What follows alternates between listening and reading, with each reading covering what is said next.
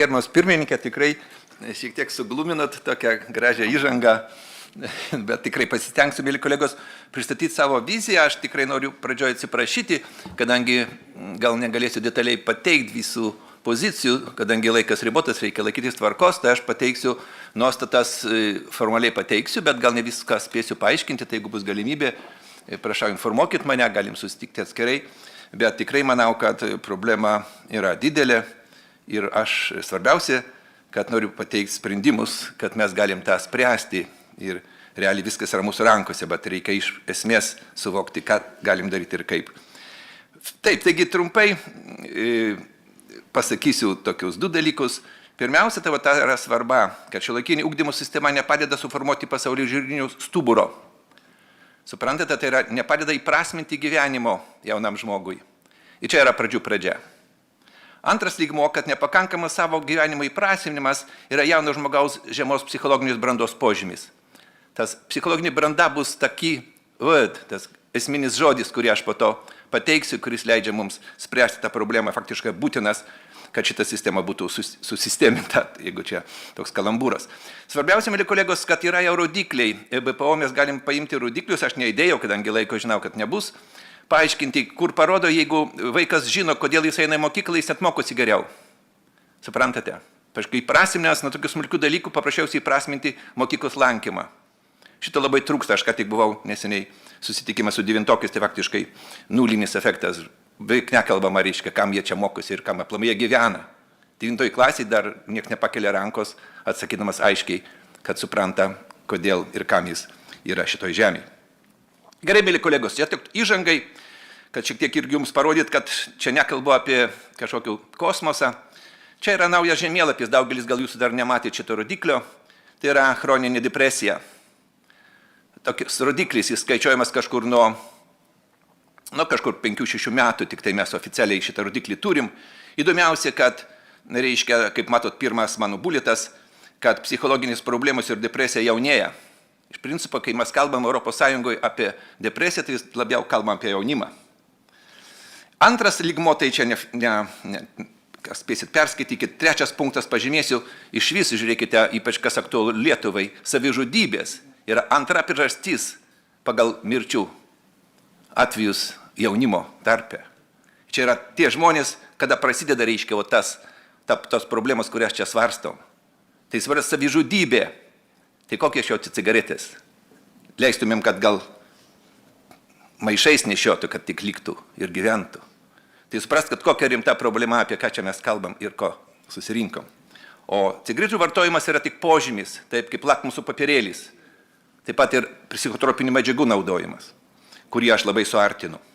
Kur yra problema, mėly kolegos? Problema yra, aišku, socialiniai pokyčiai. Ypatingi socialiniai pokyčiai, kurių mes, pavyzdžiui, mūsų Lietuvoje mes nepakankamai net reflektuojam. Nėra gilių grupių, kur suvoktumėm, kas vyksta socialiniam kontekste, kaip keičia socialinis pokytis, ypač aišku švietimo kontekste. Jie turi idealiai žinot, kadangi turi suteikti naują turinį jaunimui augančiam, naujoj tikroviai. O kokios problemos? Jums žinomos. Tradicinių santykių ir vertybių infliacija. Tėvai negali patarti, geriausiai žinodami negali padėti savo vaikams, kadangi remiasi praeitimi, o ateitis yra visiškai ne iš praeities. Nauja ateitis. Iš kitos pusės auga laisvo pasirinkimo galimybės. Mes kovojam už laisvę, mes kovojam už demokratiją, mes daug pasiekėm, bet mes nemokėjome pasinaudoti. Suprantat, mes iškovojom, bet neįveiklinom. Jinai dabar faktiškai pradeda veikti prieš mus. Trečias lygmo tai asmeninių pasirinkimų ir atsakomybės didėjimas. Tu gali imtis ir priimti sprendimą laisvai, bet dažnai tu nežinai pasiekmių. Ir čia yra problema, kadangi pasirinkimų vis daugiau, o pasiekmių suvokimas vis mažesnis. Tame tarpe ir suaugusiųjų tarpe, aišku. Bloga žinia. Tai aišku, toliau veda prie susvetimėjimo, kuris buvo įvardintas jau 20 amžiaus pradžioje. Diurkheimo darbai, pavyzdžiui, pradinė sociologija apie tai kaip tik ir kalbėjo, bet faktiškai sunkiai mes su to susidorome. Gera žinia, kad tokioj situacijai, aišku, faktiškai kiekvienas turi šansą. Kiekvienas turi šansą. Nėra lūzerių, nėra vaikų lūzerių. Ar daugiau rūka, ar mažiau, nesvarbu. Jis gali būti normalus žmogus. Čia mūsų rankose. Tai kokia bendra problema? Čia baigiu, turi būti, sakykime, pirmą dalį. Bendra problema, mėly kolegos, kad faktiškai, kas minėjau, kad iš pagrindų pasikeitė ugdymo turinys. Kadangi faktiškai šiandien šiuolaikinis žmogus vis labiau yra stumiamas į savo vidų. ir jis jo nesusitvarko. Iš kur depresija? Kai jaunas žmogus išeis iš mokyklos, išėjus iš šiltnamių sąlygų, susitinka, reiškia, su tikrovė, jis nepaneša jos. Kadangi jis neparuoštas. Kadangi tokios tikrovės, kuri buvo formuojama, reiškia, ugdymo sistemoje, tokios neegzistuoja. Reikia kovoti, reiškia, daryti. Ir laisvė kaip tokia, reiškia, kaip norma, jinai yra sąlyginė vertė. Laisvė nėra objektyvi vertė, jeigu jinai neįveiklinta. Ir laisvė ir prievarta tokiu būdu, taip pat yra laisvė.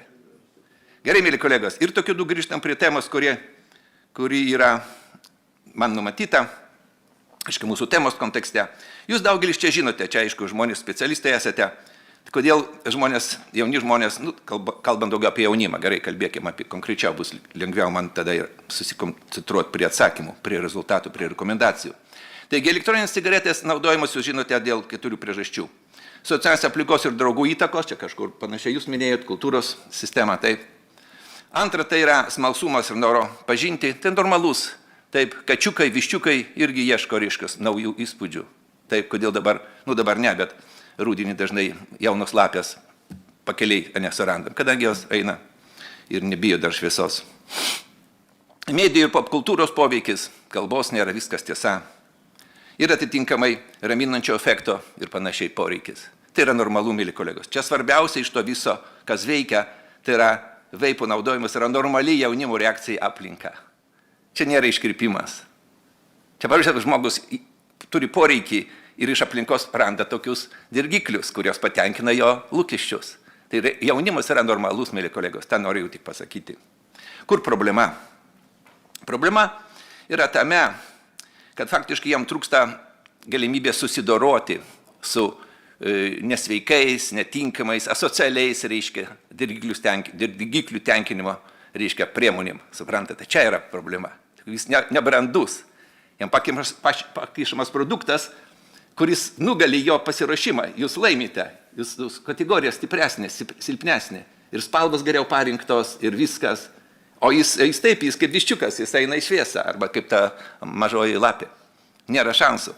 Tokiu būdu vienas didesnė psichologinė branda yra vienas iš pagrindinių garantų, kuris mažina riziką pradėti arba reguliariai vartoti elektroninės cigaretės ir psichotropinės medžiagas. Aš, kaip sakau, suartinu, kadangi jų efektai yra panašus.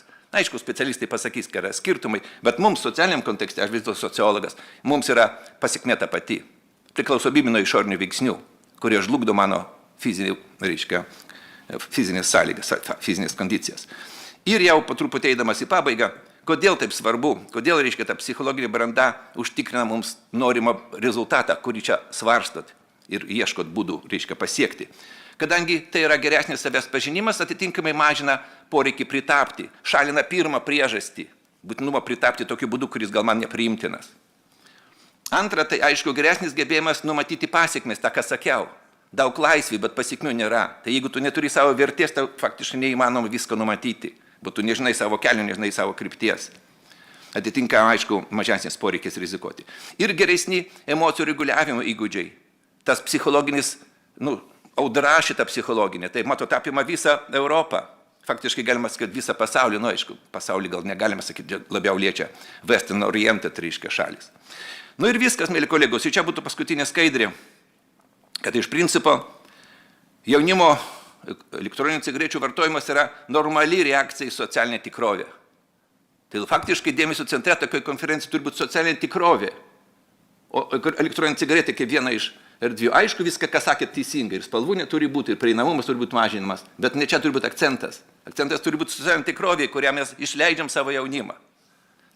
Antras lygmuo, tai aišku, kad efektyviausias būdas mažinti elektroninių cigarečių, kol kas čia apie šitą kalbam, bei psichotropinių medžiagų, sako mėly kolegos, tai yra vienas paketas. Tai yra kryptingas emocinio kapitalų ugdymas bei turiningo laisvalaikio organizavimas.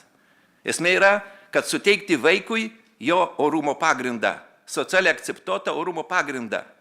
Nereikia išskirti vulgarumų, nereikia išskirti, bet jis turi kažkokį turi pakaitalą, socialiai orientuotą. Tai tam yra skirta mokykla. Mokykla ne dėl pažymių, o mokykla dėl laimingo gyvenimo perspektyvos. Ne raudonas diplomas svarbiausias, o individualizuota laimingo gyvenimo strategija. Čia yra aukščiausias raudonas diplomas po 10 ar 12 klasės. kad aš drąsiai žiūrėčiau į ateitį. Tam mes reikalingi, kad apginkluoti bazinį mokyklą švietimo pagrindais, profesinį mokyklą universitete profesiniam žiniom. Gal kai kam nereikia profesinių, gal kitų būdų eiti. Svarbu, kad eitų tą laimingą gyvenimą pasitikėdamas reiškia savo patirtimi, o ne reiškia iškodamas patirties išoriai, dažnai reiškia surandamas tą patirtį šiukšlyne. Nu ir paskutinis punktas, mėly kolegos, tai yra svarbiausias, kad šita konferencija ne apie jaunimą. Šita konferencija apie mus. Tai mes, suaugusieji, sukūrėme sąlygas, dėl kurių jaunimas tokiais primityviais būdais turi tenkinti savo normalius poreikius, smalsumo. Arba reiškia psichologinį nusiraminimą ir panašiai. Tai čia, mėly kolegos, man atrodo, pavyko suvaldyti laiką. Susimastykime. Kažkas negerai mūsų visuomeniai, jeigu mes taip neatsakingai žalojame savo jaunimą, kuris sudaro mūsų ateities pagrindą. Ačiū uždėmesį. Profesoriau Čeplinskai, ar klausite savo klausimo gerbiamo profesoriaus Gruževskio? Tai ar uždrausti? Tai jūs... Jūsų lūpam klauskim.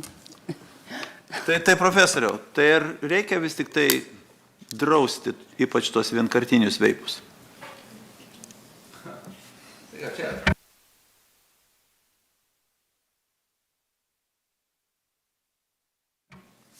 O turbūt niekas nesako, kad vien, kaip sakant, bet mes... Draudimas, mėly kolegos, gal neužimčiau laiko. Draudimas yra pat primityviausias, didžiausio tinginio sprendimo būdas. Bet ar tai nėra žinutės siuntimas, kai mes kalbam, kad tai yra nelegalu? Juk mes kalbam apie tai, kad viršį greitį, tai nelegalu, tu darai, nusižengimą ir taip toliau. Kiekvienoj sankryžoje policininko nepastatysi ir taip toliau, bet mes žinom, kad tai yra negerai. Tai mes kalbam apie tai, kad jūs kaip sociologas, socialinių mokslų profesorius. Kaip sociologai man sunku sakyti, kad yra tai geras sprendimas. Taip, galim prisiminti, reiškia, sausą įstatymą Amerikoje. Kokia gimė jėga, kas liečia, reiškia, visą tą mafijų sistemą ir panašiai. Bet kalbant lygiai taip pat, taigi mes puikiai žinom, kad alkoholio politika Lietuvoje davė savo poveikį. Bet aš dar nebaigiau. Aš noriu sakyti, kad, noriu pagrįsti, kad draudimas yra pats neefektyviausias ir pats, reiškia, pigiausias ir toks tinginio sprendimas. Iš principo, aišku, tam tikri apribojimai turi būti. Ne draudimas, apribojimai. Čia visai kitaip. Todėl apribojimai, jie gali būti labai griežti iki visiško uždraudimo, bet nevadint, kad draudimas, apribojimai. Antras, tai būtinai tą, ką kolegė sakė, tai yra tas kultūrinis, visuomeninis, reiškia, pasmerkimas. Taip, bet pasmerkimas ne kaip veiksmo, o kaip pasekmės. Tai yra priklausomybė, Bet svarbiausia vis dėlto vis tiek turi būti, reiškia, neakcentuojant to draudimo, o akcentuojant, reiškia, tą ugdymą. Ugdymą, reiškia, sąmoningumo plėtrą.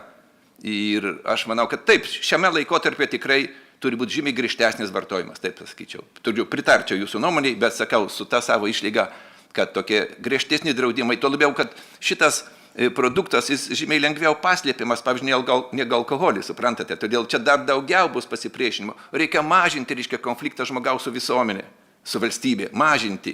Gerbent, reiškia, jo normalius poreikius. Gauti kažką, apgauti ir turėti. Gerbkim, toks yra žmogus. Aš toks esu. Pavydas, normali būsena kiekvienam iš mūsų. Bet vienas ją valdo, kitas ne. Tai aš manau, gerbiamas pirmininkė, kad tikrai tai yra teisingi sprendimai, čia tikrai kolegų specialistų daug gero pasakyta, bet turim tą daryti žymiai tokia in social acceptable way.